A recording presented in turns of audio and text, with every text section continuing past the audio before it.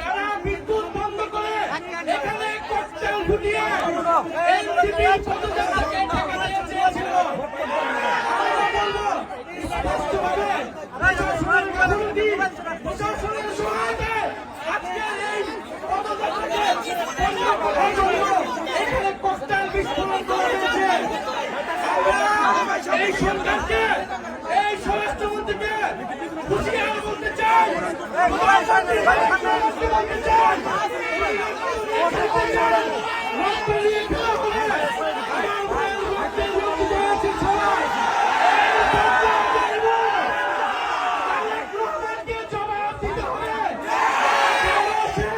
নিরাপত্তা নিশ্চিত করতে পারে নাই,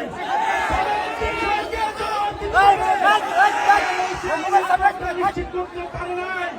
আপনারা ককটেল ফুটান, গুলি চালান, বোমাবাজি করুন, এনসিপির পদযাত্রা চলমান থাকবে। প্রত্যেকটা উপজেলায় আমরা জুলাই পদযাত্রা নিয়ে যাব, জনমতের গণনায় বাস্তবায়ন করব, হত্যাকারীদের বিচার নিশ্চিত করব এবং সীমান্তের সুরক্ষা সহ তরুণদের কর্মসংস্থান সকলভাবে আমরা নিশ্চিত করব। আমরা হুঁশিয়ারি দিতে চাই, এই সবার যারা দায়িত্বরত হয়েছে, পুলিশ প্রশাসন, ডিসি, কেন বিদ্যুৎ অফ হয়ে গেল, কিভাবে ককটেল বিস্ফোরণ হলো, এইখানকার এমপি সে কি করে, সে কি নিরাপত্তা নিশ্চিত করেছে এলাকাবাসী,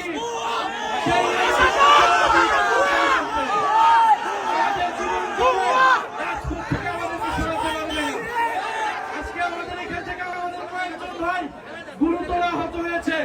আমরা এর বিচার চাই, যদি দ্রুত সময়ের মধ্যে বিচার নিশ্চিত না করা হয় তাহলে এখানকার স্থানীয় প্রশাসন এবং এমপি তাকে জবাবদিহিতার আওতায় আমরা